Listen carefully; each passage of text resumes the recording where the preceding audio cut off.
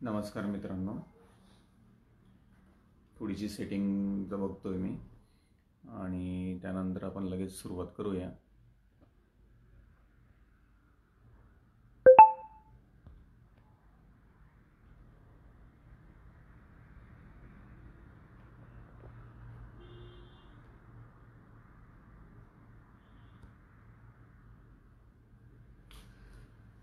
नमस्ते सर्वांना, माझा नमस्कार. जय श्रीराम. मी अरविंद अंबादास कोडे, राहणार नाशिक. कॉन्टॅक्ट थिअरीमुळे मी तुम्हा सर्वांच्या बऱ्याच वर्षापासून संपर्कात आहे. तर ॲग्री रिसर्च इंडिया लिमिटेड आणि खांदवे सर यांच्या आग्रहास्तव आपण आज फेसबुक लाईव्ह मार्फत सध्याची जी द्राक्षबागेची रोगराईच्या बाबतीतली जी परिस्थिती आहे वातावरणामुळे आणि आपले जे भविष्यातले जे काही चॅलेंजेस आहेत, तर त्या अनुषंगाने आपण आज चर्चा करणार आहोत. आणि ते रोग नियंत्रण कसं करायचं, पानं कशी निरोगी राहतील, याच्या संदर्भात सगळी चर्चा करून आपण जे नवीन छाटण्या घेणारे अर्ली सीझनवाले लोक त्यांच्याबद्दल थोडीशी चर्चा करून एक छोटासा संवाद साधायचा प्रयत्न आहे हा. तर सर्वप्रथम यावर्षी जी परिस्थिती निर्माण झाली ती कदाचित न भूतो म्हणता येईल आपल्याला. जून महिन्यामध्ये आमच्या इथे 450 mm पाऊस झालाय फक्त जून महिन्यात. तर जून महिन्यामध्ये मागचे 20-25 वर्षात इतका पाऊस कधी झाला नसेल. ते इतका पाऊस झाल्याने काय झालंय का, आपल्या बागा ज्या वाढीच्या अवस्थेत होत्या, ज्या काडी बनवायच्या अवस्थेत होत्या, ज्यांची सबकेन बाकी होती, सबकेन फुटलेली होती, शेंडा टॉपिंग बाकी होते, ह्या सगळ्या बागा खराब वातावरणाला सामोरं जावं लागले या सर्व बागांना. आणि त्या जिथे आपल्याकडे योग्य बुरशीनाशकांचं नियोजन झालं नाही, अशा ठिकाणी आपल्याला भरपूर प्रकारचे डावणी, बुरी, करप्या असे सगळेच रोग बघायला मिळत आहेत सगळ्याच विभागात. असा कुठलाच विभाग नाही आहे का जिथे हे रोग नाही आहे. तुम्ही अगदी सोलापूर, सांगली, पंढरपूर, पुणे, नाशिक या सगळ्याच विभागात ही समस्या खूप मोठ्या प्रमाणात दिसते. तर सर्वप्रथम ही समस्या का उद्भवली, तर ही थोडीशी आपण व्यवस्थित समजून घेतलं पाहिजे. ह्या वर्षी असं का बघायला मिळतंय, तर याचा बरेच जण संदर्भ ऑक्टोबर 2019ला लावत आहेत, पण त्याचा तसा संबंध नाही आहे. बऱ्याचदा असं होत असतं का आपल्याकडे सगळीकडेच प्रत्येक विभागानुसार वेगवेगळे काळ आहे तो, पण मग त्या काळामध्ये आपल्याकडे नाशिकचा जर विचार केला तर नाशिकमध्ये सर्वदूर पाऊस होऊन जी एक आर्द्रता वाढते हवेतली, ती सर्वसाधारण जूनच्या शेवटी किंवा बऱ्याचदा जुलैच्या पहिल्या 15 किंवा शेवटच्या 15 हमखास ती वातावरण निर्मिती झालेली असते. पण मग काय होतंय की ती वेळ म्हणजे जूनचा शेवटचा आठवडा किंवा जुलैचा महिना चालू होईपर्यंत आपले द्राक्ष बागेतले सगळे टॉपिंगचे कामं आटोपलेली असतात.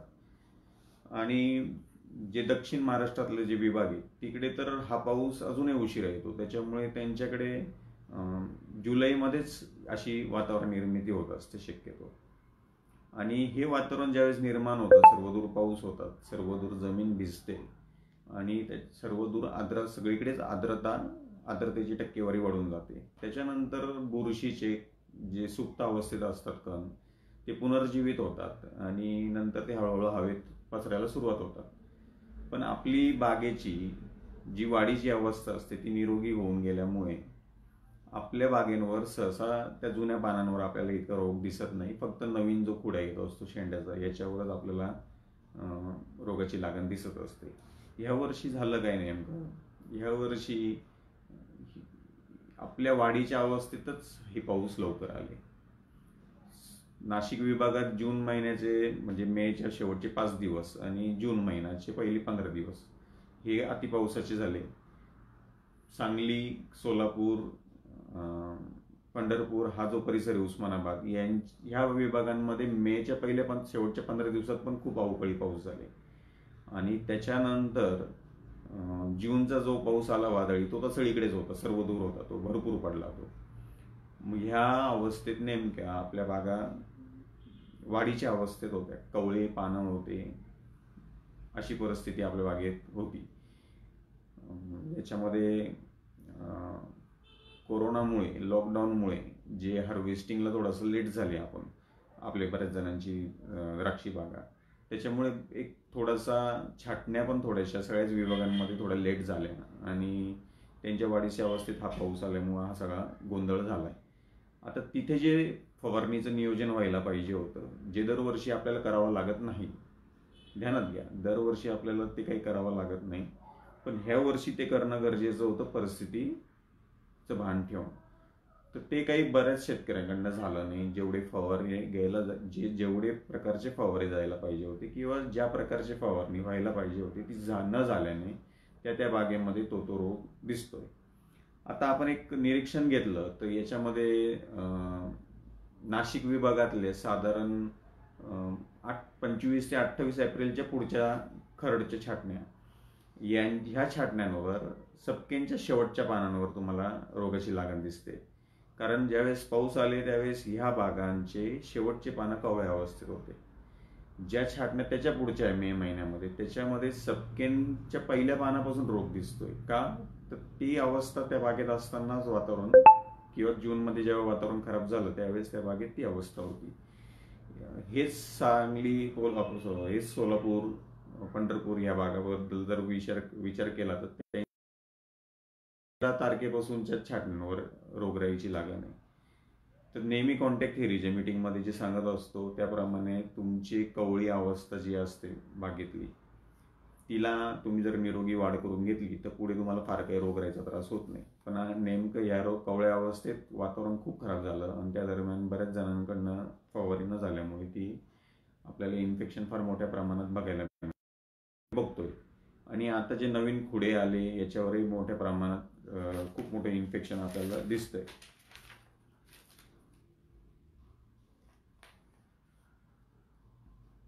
आता आपल्याला जे इन्फेक्शन आलेलं आहे त्याचं कंट्रोल जो करायचा आहे तो सगळ्याच बागांना एकसारखी कंट्रोल करण्याची प्रणाली आपल्याला वापरून चालणार नाही. त्याचं नियंत्रण करायला आपल्याला वेगवेगळ्या बागांनुसार वेगवेगळं नियंत्रण करावं लागेल.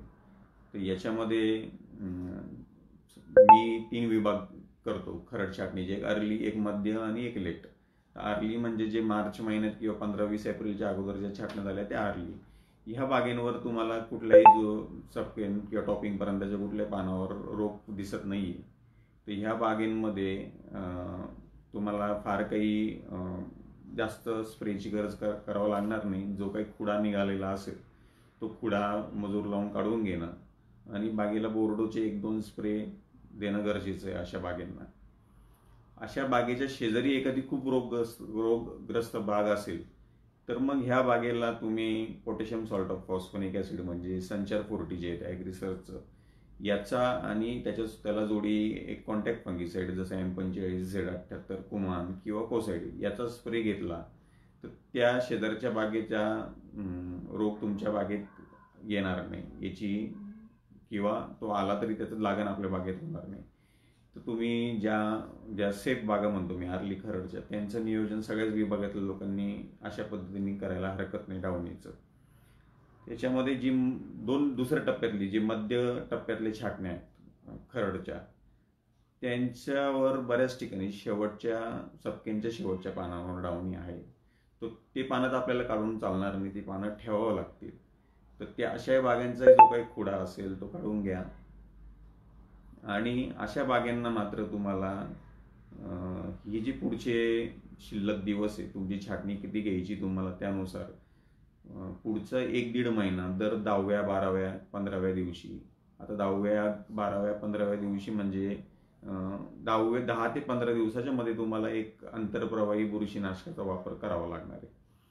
आता 10 ते 15 दिवस म्हणजे किती नक्की अंतर ठेवायचं, तर हे सगळं वातावरण कसं असतंय त्या दरम्यान जो फवारा घेतल्यानंतर त्यानुसार तुम्हाला ते ठरवावं लागेल. म्हणजे आपण आज समजा कर्जतचा फवारा घेतलाय आणि पुढचे 8-10 दिवस खूप पावसाचे गेले किंवा खूप ढगाळ गेले तर मग तुम्हाला तो पुढचा जो फवारा आहे तो तुम्हाला लवकर घ्यावा लागेल, म्हणजे एक साधारण 10व्या दिवशी घ्यावा लागेल. आणि तेच समजा तुम्ही कर्जेट फवारलंय आणि पुढचे 10-12 दिवस विशेष पाऊस नाही झाला, मुबलक थोडाफार सूर्यप्रकाश पण मिळत राहिला झाडाला, तर अशा परिस्थितीमध्ये तुम्हाला ते 2 फवारणीतलं अंतर वाढवता येतं. तर अशा प्रकारे सिस्टेमिक औषधाचा आपण आधार घेऊन डावणीचं नियोजन करावं लागणार आहे आपल्याला, मध्य खरड छाटण्या आणि लेट खरड छाटण्या दोन्ही नाही. आता बऱ्याच वर्षापासून किंवा अजूनही बरेच जण सांगतात का सिस्टेमिक औषधं ही निवर पानांवर, मॅच्युअर्ड पानांवर काम देत नाही, त्यामुळे अशा परिस्थितीत फक्त कॉन्टॅक्टचा वापर करा. तर ते थोडंसं मला चुकीचं वाटतं. उलट आपल्याला आता अशा परिस्थितीमध्ये सिस्टेमिकचा योग्य वापर करता येतो. फक्त सिस्टेमिक औषध वापरताना ते कोरड्या झाडावर आणि कोरडं वातावरण असताना फवारलं जाईल याची काळजी घ्या. आता सिस्टेमिक कोणकोणते वापरायचे आहे तुम्हाला, तर कर्जेट, रिडोमिल गोल्ड, मेलेडीडिओ, रिव्हर्स, ॲक्रोबॅट, हे जे 5 औषधं आहेत सिस्टेमिक, या 5 पैकी कुठलंही वापरू शकता तुम्ही. याचा वापर करताना त्याचे जे नियम आहेत ते पूर्णपणे वापरा, म्हणजे नियम जे ते पूर्णपणे पाळा. म्हणजे त्याचा अंडरडोस घेऊ नका. त्याला एकरी पाणी 350 ते 400 लिटर व्यवस्थित फवारा द्या आणि कोरडं वातावरण असताना याची फवारणी करायची. आता हे फवारणी करत असताना तुम्हाला जे प्रिव्हेंटिव्ह काम करायचं असेल, एखाद्या बागेवर रोग नाही आहे तुमच्या सुदैवाने, तर तिथे तुम्हाला प्रिव्हेंटिव्ह काम करताना कॉन्टॅक्टला जोडी तुम्हाला PSP, न्यूट्रल pH असलेलं लिक्विड PSP वापरायचं, जसं ॲग्रिसर्च इंडियाचं संचार 40 येतं. आता माझ्या स्वतःच्या बागेमध्ये माझे स्वतःचे 25 एप्रिलच्या दरम्यानचे बाग आहेत, यांना मी प्रिव्हेंटिव्ह वातावरण बघून प्रिव्हेंटिव्ह संचार 40 आणि कॉन्टॅक्टचा वापर केला होता. 2 स्प्रे घेतले होते. माझ्याकडे सपकेंच्या कुठल्याही पानावर डावणी नाही. आता माझ्याकडे जो खुडा आलाय, या खुड्यावर डावणी आलेला आहे. तर आता आपल्याला हे नियोजन करताना सिस्टेमिकचा वापर करावा लागेल, त्याशिवाय आपल्याला पानं टिकवायला फार अडचण होईल किंवा खूप जास्त मग फवारे घ्यावं लागतील तुम्हाला फक्त कॉन्टॅक्टवर थांबायचं असेल तर ते ह्या परिस्थितीत शक्य नाही. आता जी लेटचे खरडचे प्लॉट आहे, ज्यांच्यामध्ये ही समस्या खूप मोठ्या प्रमाणात आहे, अशा बागेंना तुम्हाला ठराविक 12व्या दिवशी, 11व्या-12व्या दिवशी एक सिस्टेमिक औषधाचा स्प्रे घ्यावा लागणार आहे डावणीसाठीचा. आणि त्याच्यामध्ये तुम्हाला परत मधल्या त्या दिवसांमध्ये वातावरण जितकं खराब राहणार आहे त्यानुसार तुम्हाला बोर्डो किंवा इतर कॉन्टॅक्ट औषधांचा वापर पण ठेवावा लागणार आहे. फक्त सिस्टेमिक औषध वापरलंय आणि मग माझं काम होणार आहे असं होणार नाही. आपल्याला नियमित थोडे स्प्रे ठेवावे लागतील जे लेटचे खरडचे प्लॉट आहे त्यांच्यासाठी. आणि पानं काढून टाकणं हा काही खूप योग्य पर्याय मला वाटत नाही, सपकेंची पानं काढून टाकणं. त्याच्यामुळे तुम्हाला स्प्रे ठेवणं, स्प्रे मार्फत त्याच्यावर कंट्रोल ठेवणं, एवढंच आपलं आता काम आहे. आता अशा बागेंना तुम्ही ज्यावेळेस सिस्टेमिक देणार आहात त्यावेळेस तुम्हाला कॉन्टॅक्ट जर द्यायची वेळ आली तर तुम्ही कुमान L 3 ते 4 ml आणि त्याला जोडी सल्फर 1 ग्रॅम हा स्प्रे घेऊ शकता. याने आलेला डावणी कंट्रोल करण्यास फार चांगली मदत होते.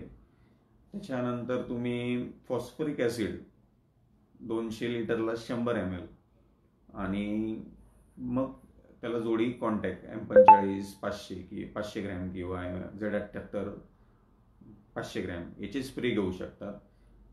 फॉस्फरिक ॲसिडमुळे त्या सोल्युशनचा pH खूप चांगला ड्रॉप होतो आणि तुम्हाला त्याचं आलेल्या डावणीवर नियंत्रण मिळवण्यास मदत मिळते. आता बरेच जण फॉस्फरिक ॲसिड आणि PSP याच्यामध्ये गोंधळ घालतात. ही दोन्ही औषधं वेगवेगळी आहे, दोन्हींचे कार्य वेगवेगळे. तुम्हाला संचार 40 किंवा PSP हे प्रिव्हेंटिव्ह टॉनिक म्हणून खूप छान काम करतं आणि तुम्ही प्रिव्हेंटिव्ह ज्यावेळेस याचे स्प्रे घेतात तर त्याचे तुम्हाला झाडामध्ये ते रोगाची लागण होण्यापासून खूप चांगल्या प्रकारे आपलं प्रतिबंध करतं. मात्र तुम्हाला क्युरेटिव्ह ॲक्शन हवी असेल तर तुम्हाला सिस्टेमिक औषधच वापरावं लागतील किंवा मग तुम्हाला कॉन्टॅक्ट ॲक्शनने जर तुम्हाला डावणी जाळायचं आहे तर त्याला तुम्हाला फॉस्फरिक ॲसिड सारखे औषधांची मदत होते. फॉस्फरिक ॲसिडमुळे pH परत सांगतो, फॉस्फरिक ॲसिडमुळे pH कमी होतो आणि तुम्हाला त्या कॉन्टॅक्ट औषधचा खूप चांगला रिझल्ट क्युरेटिव्ह म्हणून मिळतो. आता याच्यामध्ये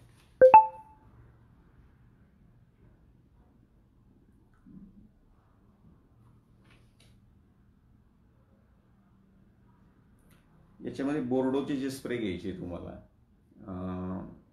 काळीचे जे प्लॉट्स आहेत ब्लॅक व्हरायटीजचे, यांचे कॉपरचे स्प्रे घेतल्यानंतर पानं खराब होण्याची फार मोठी समस्या असते. त्याच्यामुळे ब्लॅकच्याच प्लॉट्सला कॉपरचे स्प्रे जास्त घ्यायला एक प्रकारे प्रतिबंध बसतो. तर मग आपल्याला कॉपरचे स्प्रे टाळायचे असतील ब्लॅकच्या प्लॉटला, तर तिथे तुम्हाला कुमनॅल, M45 यांच्यासारखेच औषधांचा वापर वाढवावा लागेल.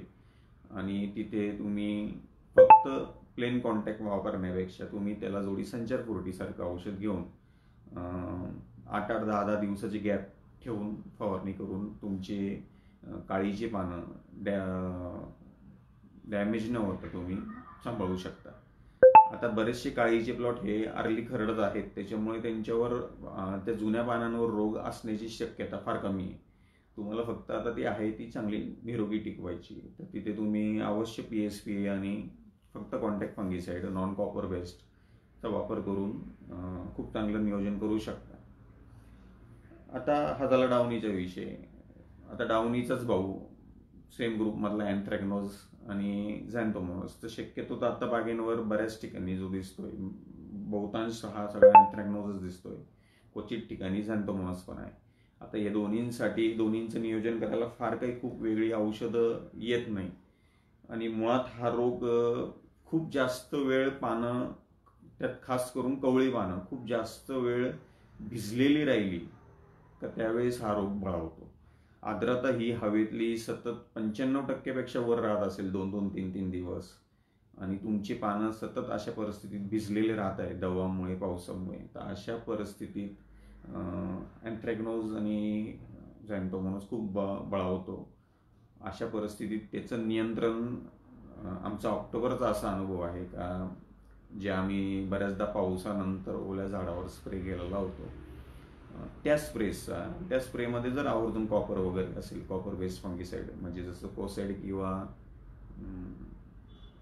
लायटॉक्स, तर त्या बागांवर झॅन्थोमोनस आणि अँथ्रॅकनोज यायला, करप्यावर खूप चांगलं नियंत्रण मिळतं. त्या बागेमध्ये खूप कमी प्रमाणात किंवा दिसतच नाही असा आमचा अनुभव आहे. आता ह्या एप्रिलच्या सीझनला आपण मात्र अशा प्रकारची एवढी काही स्प्रेइंगवर लक्ष देत नसतो, कारण दरवर्षी इतकी गंभीर समस्या निर्माण होत नाही. आता ह्या वर्षी सुद्धा ज्यांचे ह्या पावसाच्या दरम्यान त्या पावसात बोर्डोचे स्प्रे गेले, त्यांच्याकडे करप्याचं प्रमाण कमी. आता हे प्रिव्हेंटिव्ह म्हणून तुम्हाला एक माहिती म्हणून सांगितलं. आता जे होऊन गेलंय त्याला या माहितीमुळे काही फायदा होणार नाही.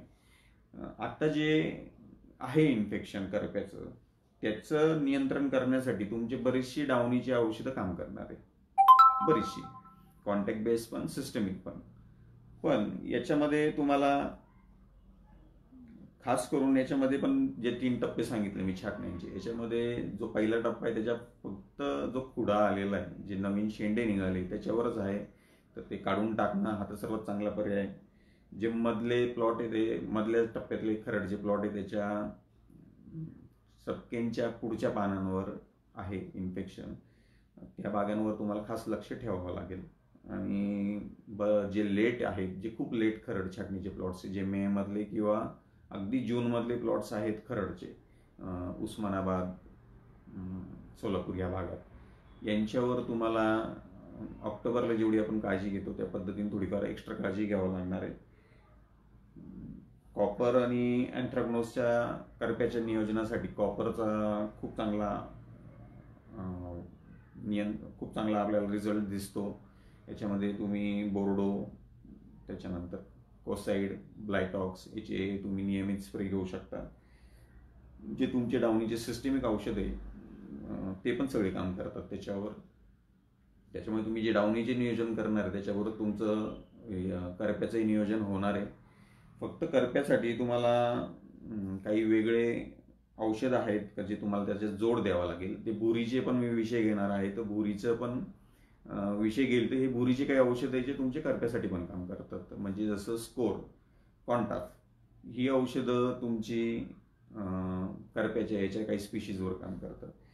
तर आपल्याला मग अशा परिस्थितीमध्ये जिथे करपे आहे अशा परिस्थितीत आपण समजा रिडोमिल गोल्ड घेणार आहे डावणीसाठी, तर त्याच्यामध्ये तुम्ही कॉन्टाप किंवा स्कोर घ्या, किंवा जसं मी काही सांगितलं ज्या बागेंना तुम्ही संचार 40 आणि एक कॉन्टॅक्ट फंगिसाइड घेणार आहे, तर मग अशा ठिकाणी तुम्ही समजा M45 आणि संचार 40 घेताय, तर त्याच्यामध्ये तुम्ही कॉन्टाप किंवा स्कोरचा वापर करू शकता करप्याच्या नियंत्रणासाठी, आणि त्याचे खूप चांगले उत्तम रिझल्ट मिळतात. करप्यासाठी जो एक अँटीबायोटिक ग्रुप आहे ज्याला आपण कासुमायसिन म्हणतो किंवा स्ट्रेप्टोसायक्लिन म्हणतो, किंवा बरेच आहे त्याच्यामध्ये 10-12, ह्या औषधांचा फार काही उपयोग होतो असं मला वाटत नाही. आणि हे औषधं जरी तुम्हाला फवाराशे वाटले तर एकच स्प्रे घ्या, म्हणजे पूर्ण ग्रुप जो आहे त्याच्यातलं फक्त कोणतं तरी एक औषध, व्हॅलिडामायसिन कासुमायसिन पैकी कोणतं तरी एक औषध तुम्ही एकच स्प्रे घ्या. याच्या पलीकडे जास्त स्प्रे घेऊ नका. अँटीबायोटिकच्या झाडावर बरेच दुष्परिणाम दिसतात आणि मुळात आत्ताचा आपल्या झाडांवर रोग असल्यामुळे आपली झाडं ऑलरेडी कमजोर आहेत. तर अँटीबायोटिक जे आहेत ते फार काही मदतीचे आहे असं मला वाटत नाही, पण तुम्हाला जर वापर करायचा असेल तर तुम्ही एकच स्प्रे घ्या, त्याच्या पुढे काही त्याचे स्प्रे घेऊ नका. आता एक टिल्ट आणि एक वेस्पा म्हणून जे 2 औषधं येतात, वेस्पामध्ये टिल्ट आणि स्कोर हा घटक आहे, तर याचाही काही प्रमाणात तुम्ही कॉपरच्या बुरशीनाशकासोबत वापर करू शकता करप्याच्या नियंत्रणासाठी. पण याचे पण खूप जास्त फवारे घेऊ नका. तुम्हाला फवारे हे म्हणजे सिस्टेमिक कुठलंही वापरताना कमीत कमी 8-8 दिवसाची गॅप ठेवा, आणि वातावरण आपल्या विभागात किती पाऊस पडतोय, आपण स्प्रे केल्यानंतर किती पाऊस पडतोय त्यानुसार आपण ठरवलं पाहिजे की पुढचा स्प्रे हा कोणता घ्यायचा आहे, लवकर घ्यायचा आहे का उशिरा घ्यायचा आहे. आता सध्याचं जे फोरकास्ट जर बघितलं तर 15 ऑगस्ट पर्यंत काही विशेष आमच्या नाशिकच्या विभागात पाऊस दिसत नाहीये. सांगली सोलापूर विभागात थोडासा आहे. तर करप्याचा एक असा पण अनुभव आहे की ज्यावेळेस आर्द्रता ही 80% खाली येऊन जाते, त्याच्यानंतर तो नवीन वाढ त्याची बरीचशी थांबून जाते, नवीन इन्फेक्शन बरंचसं थांबून जातो, तो ऑटोमॅटिक बराचसा कंट्रोल होऊन जातो. तर त्याला आपण अशा परिस्थितीत जर आपल्याला वातावरणाची साथ मिळाली आणि आपण जे बुरशीनाशक फवारतो या दोन्हींची सांगड घालून आपल्याला खूप चांगलं नियंत्रण मिळवता येईल. बागेमध्ये कुठे पानं आहेत डावणीचे, करप्याचे, तर घाबरून जाऊन ते सगळे पानं काढायची असे काही प्रकार करू नका. फक्त जे नवीन शेंड्याचे खुडे तेवढेच काढा. जे काही सपकेंचे पानं असतील ते आपण सांभाळले पाहिजे, आणि त्याचा फार काही दुष्परिणाम होतील असं मला वाटत नाही, कारण आता जुलै महिना संपत आलेला आहे. पुढचे फक्त 1-1.5-2 महिन्याचे का जे आपल्याला ही विशेष काळजी घेण्याची गरज आहे.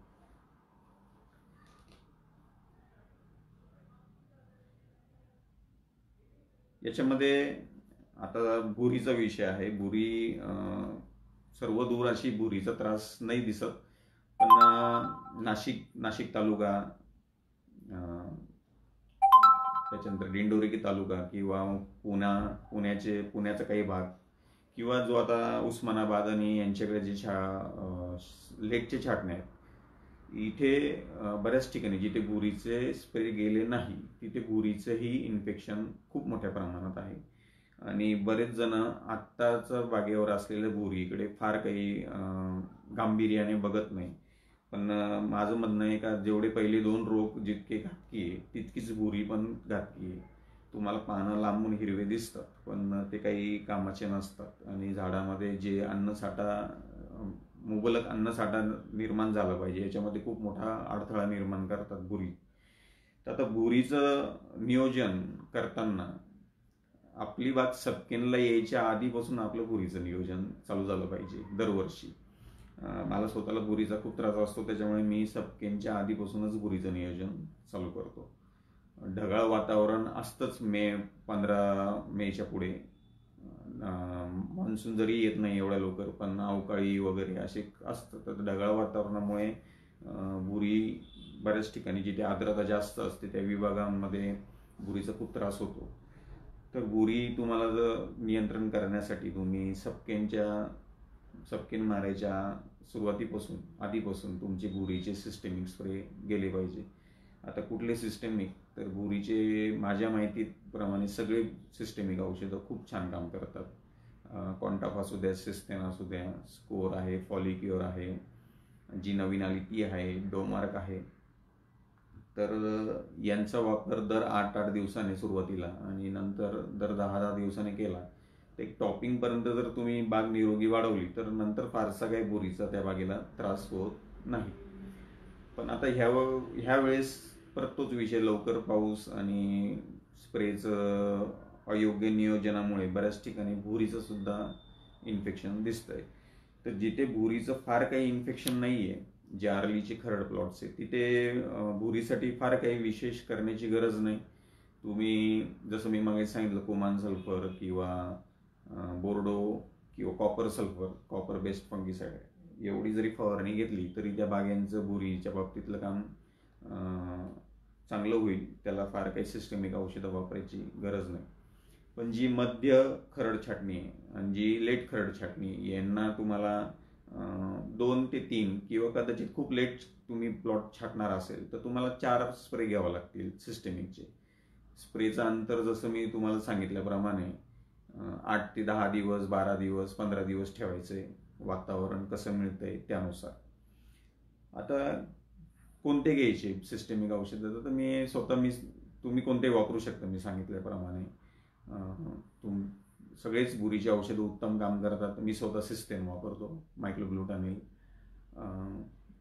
आता माझ्या बागेंना मी सुरुवातीला वापरल्यामुळे आणि निरोगी पानं असल्यामुळे मी आता वापर नाही करणार आहे. पण ज्यांच्या बागेत आज बुरी दिसते, रिकटचे प्लॉट असतील, यांनी बुरीच्या सिस्टेमिकचे स्प्रे घ्या. ज्यांच्या बागेत खूप जास्त बुरी आहे त्यांनी हे सिस्टेमिकचे स्प्रे घेऊन याला परत तुम्ही कॉन्टॅक्ट फंगिसाइड जे बुरीसाठी आहे, आपल्याकडे बाजारात 2च आहे, एक सल्फर आणि एक कॅराथिन गोल्ड, याचाही तुम्ही खूप छान वापर करू शकता. याचा वापर करताना जसं तुम्हाला डावणीच्या नियोजनासाठी मी एक सांगितलं स्प्रे, कुमान सल्फर, तर तुम्ही M45 सल्फर, कुमान सल्फर असे स्प्रे घेऊन 2-3 रोगांचं नियोजन करू शकता, लेटचे प्लॉट खास करून.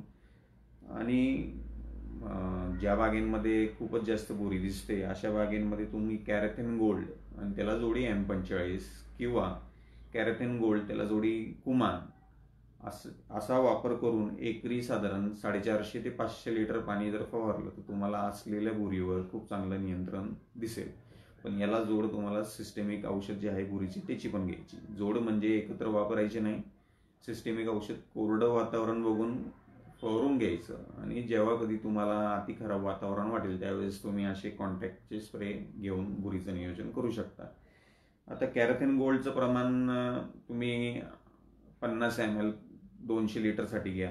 त्याला जोडी M45 घेतलं तर 500, त्याला जोडी कुमान घेतलं तर 600-700 पर्यंत वापरायला हरकत नाही. पाणी 400 लिटर प्रति एकरच्या आसपास जाईल. कॅराथिनच्या स्प्रेला थोडंसं जास्त जाईल, 450-500 लिटर अशा पद्धतीने नियोजन करा. सिस्टेमिक औषध आपण ज्यावेळेस वापरतो त्याची कार्यक्षमता या 2-3 गोष्टींवर अवलंबून असते. एक तर आपण फवारताना झाड कोरडं असणं, दुसरी गोष्ट जितकं चांगला मुबलक त्याला सूर्यप्रकाश किंवा जितकं चांगलं त्याला टेम्परेचर मिळेल तितके चांगले त्याचे रिझल्ट मिळतात.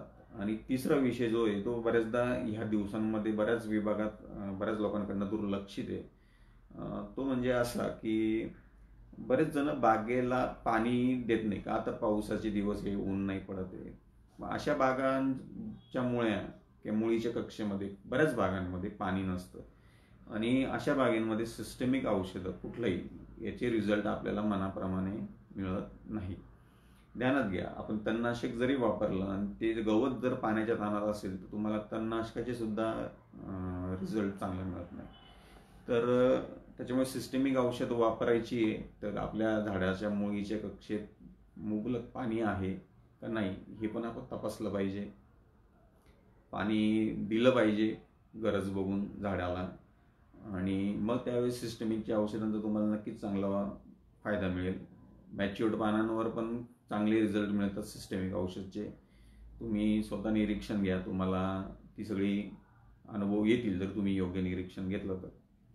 आता याला जोड अजून एक विषय येतो न्यूट्रिशनचा, त्याच्यात मी काही फार खोल जात नाही. पण मग तुमच्या बागेमध्ये जर तुम्हाला चुनखडीच्या जमिनी असतील किंवा खूप पाणथळ जमिनी असतील उकळणाऱ्या वगैरे, तिथे जर तुम्हाला काही विशेष जास्त त्रास जाणवत असेल तर तुम्ही तशा बागांचे PTO रिपोर्ट्स काढून जे काही गरजेचं न्यूट्रिएंट आहे त्याची पूर्तता केली तर तुम्हाला रोग नियंत्रणामध्ये त्याची सुद्धा खूप चांगली मदत होईल.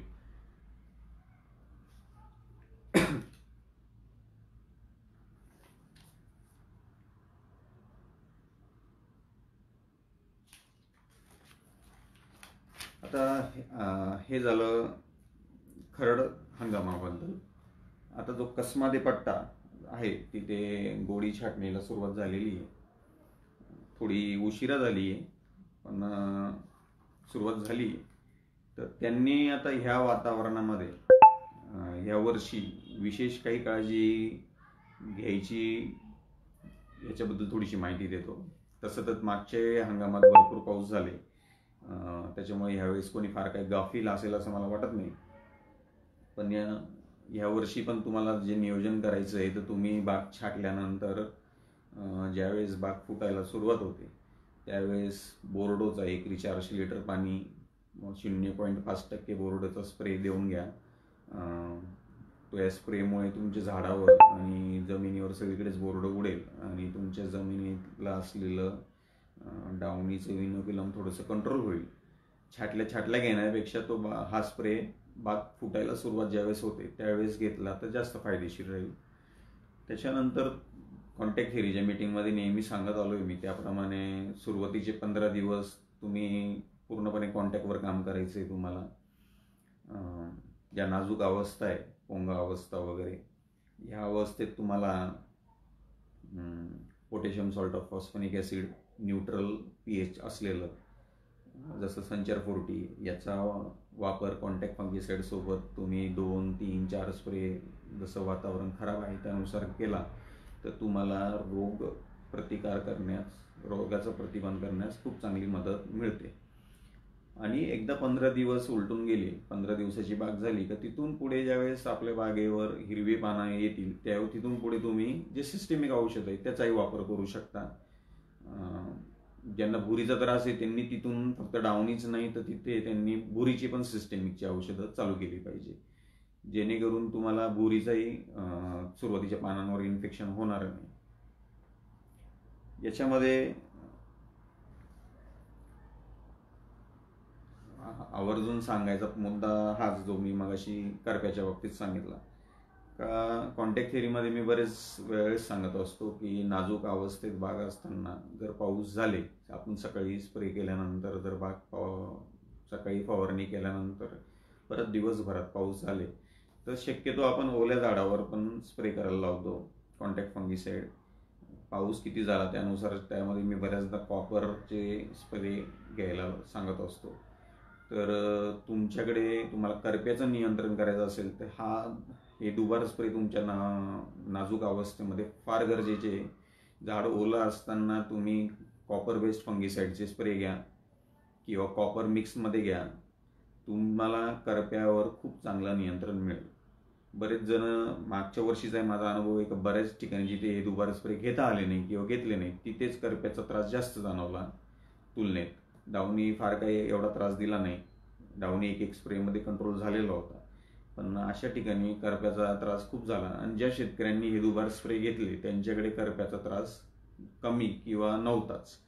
त्याच्यामुळे करप्याचं नियंत्रण महत्त्वाचं ठरेल कसमादी पट्ट्यातल्या शेतकऱ्यांना. डाउनी नियोजनासाठी तर सर्व्हिस आपण स्प्रे घेतोच, तर खास करून असे जे नाजूक अवस्थेतले बाग आहे फेलफूटच्या आधीचे तिथे तरी कमीत कमी ही दुबार फवारणी घेतली पाहिजे. शक्य असल्यास पुढच्या स्टेजच्या अवस्थेतल्या बागांना घेतली पाहिजे. बागेत पाणी कुठेच तुंबून राहणार नाही याची पण काळजी घ्या. आपण स्प्रे देऊन ज्या ट्रॅक्टरच्या चाकांच्या आसाऱ्या पडतात त्या आसाऱ्यांमध्ये सुद्धा पाणी तुंबत असतं, तर ते पाणी तुंबून राहणार नाही, निघून जाईल याची काळजी घ्या. जिथे पाणी तुंबून राहिलं तिथे आपण भरपूर स्प्रे घेऊन सुद्धा आपल्या बागेमध्ये डाउनी वगैरे दिसतो, तर पाणी तुंबणार नाही याची काळजी घ्या. ज्या बागांना मागच्या वर्षीच्या अनुभवानुसार टर्निंगच्या जागेवर अडचणी आल्या तर त्याचेही आपण नियोजन आधीच केलं पाहिजे, जेणेकरून आपल्याला येत्या हंगामात तशी काही परिस्थिती उद्भवली तर आपल्याला मागच्या वर्षीच्या समस्या भेडसावणार नाही. बाकी जे पुढचं नियोजन असेल काही त्या संदर्भात परत आपण भेटू. आता मी हा विषय इथे बंद करतो. अर्धा तासाचं सेशन होतं, एक अर्धा तास झाले. तुमचे काही या रोगासंदर्भात काही प्रश्न असतील तर ते आपण थोडेसे 5-1 मिनिटं घेऊ आणि मग हे सेशन संपवू.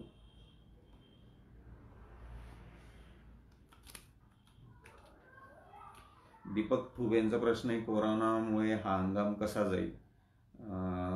हा हंगाम कसा जाईल हे सांगणं फार अवघड आहे, पण काही गोष्टी आहे आपल्या हातात ज्या आपण करू शकतो. त्या म्हणजे छाटण्या, कसमादे पट्ट्यातल्या छाटण्यांपासून तर लातूरपर्यंतच्या ज्या छाटण्या आहेत, या छाटण्या कुठे एखाद्या मधल्या काळामध्ये एकवटणार नाही याची आपण काळजी घेऊ शकतो. प्रत्येक हंगामातील लोकांनी त्यांच्या आहे त्या छाटण्या त्या दरम्यान घेतल्या पाहिजे. अगदी अर्ली आले लेट गेले हा प्रकार करणं थोडंसं चुकीचं वाटतंय. त्याला जोडी दुसरा विषय असा आहे का, आपण द्राक्ष कमी मापात जो टनेज म्हणतो आपण त्याला योग्य टनेज घेतलं पाहिजे. अति टनेजच्या घेण्याच्या नादात आपण बऱ्याचदा चव घालवतो आपल्या द्राक्षांची, आणि ते चव नसलेले द्राक्ष विक्रीला फार अडचण निर्माण होते. तर आता ऑलरेडी विक्रीचीच अडचण आहे असं आपण गृहीत धरू, तर मग विक्रीला आपण स्वतः परत अजून एक अडचण वाढवण्यात काही अर्थ नाही. तर प्रत्येक शेतकऱ्याची जबाबदारी आहे का द्राक्ष हे चांगल्या ओळीचेच तयार होतील, आणि चांगली गोळी तयार करण्यासाठी द्राक्षावर लोड हा लिमिटेड कमी करावा लागेल, आणि तो करणं गरजेचं आहे. ते आपण दरवर्षी याच्यावर नेहमी बोलत असतो, पण आपल्याकडनं करताना चुका होत असतात. तर यावेळेस आपल्याला ह्या गोष्टीकडे अजिबात दुर्लक्ष करून चालणार नाही. द्राक्ष खाण्यालायक असली तर गिऱ्हाईक 1 किलोच्या ठिकाणी 2 किलो आणि परत घ्यायला पण येतं. तर ते ही एक विशेष काळजी आपल्याला ठेवावी लागणार आहे.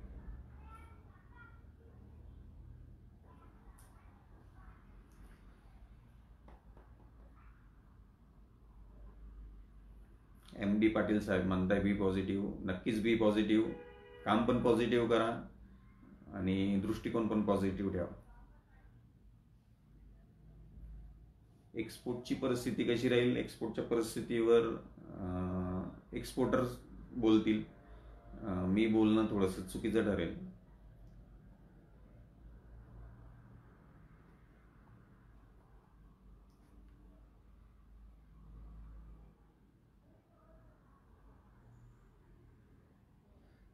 सोलापूर विभागात डावणी आणि करप्या संदर्भात मी सगळी माहिती सांगितली. हा व्हिडिओ आता बंद, हे लाईव्ह सेशन बंद झाल्यानंतर तुम्हाला हा व्हिडिओ परत बघता येईल. त्यावेळेस तुम्ही बघू शकता आणि जी माहिती सांगितली ती व्यवस्थित फॉलो करू शकता. एक ध्यानात घ्या, कुठलाही असा 1 स्प्रे किंवा 2 स्प्रे नाही आहे का जे तुम्ही मारले आणि तुमचं काम संपलं. हे आता जे बागांवर इन्फेक्शन आहे ह्या बागांवर तुम्हाला निरंतर तुमच्या छाटणीच्या 15-20 दिवस अगोदरपर्यंत काम करावं लागणार आहे. नियमित काम करावं लागणार आहे. जिथे जास्त रोगराई आहे तिथे जास्त काम करावं लागेल, जिथे कमी आहे तिथे कमी काम करावं लागेल. अशा पद्धतीने काम केल्यावर तुम्हाला पानं टिकवायला चांगली मदत होईल, आणि पानं टिकली तर तुमच्या झाडांचे काडी पिकण्यात अडथळा येणार नाही, झाडाचं स्टोरेज वाढवण्यास मदत होईल. अशा पद्धतीने तुम्हाला हे कष्ट यावर्षी घ्यावं लागतील. हे दरवर्षी कधी घ्यावे लागले नाही, आणि देव करो परत कधी घ्यायची गरज पडू नये, पण ह्या वर्षी आपल्याला घ्यावं लागणार आहे. ठीक आहे, धन्यवाद. मी आजचं फेसबुक लाईव्ह सेशन संपवतो. ॲग्रिसर्च इंडिया लिमिटेडचे पुनश्च एकदा आभार. त्यांनी आपल्या सर्वांची भेट घडवून आणली. जय श्रीराम, जय महाराष्ट्र, जय हिंद.